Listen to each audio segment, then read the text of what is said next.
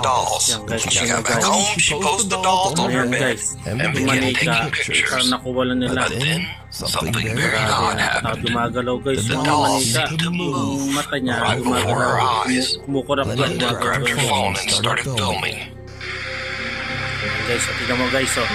Ayan, oh. Ay, yung manika, tinuturo yung guys, oh. Ayan, oh.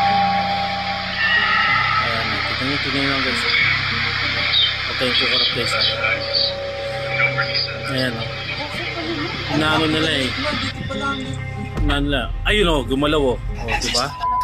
Nung gumalaw, tapos nung bumalik din sa experienced niya. strange and unexplained activity. Ayan, nakita yung guys. Her small items around their house would go Kaya missing, huwag kayo and kukuha objects ng seemed to move mga in their manika home kahit saan or get knocked off Hindi natin shelves. alam, baka yung One mga day, manika Linda na gets yan, a bad haircut from na a yan, local kumbaga hairdresser, ginagawang tahanan so ng she mga decides to make a video showing off her terrible new Kaya hairdo. basta huwag kayo kukuha ng But what ganyan.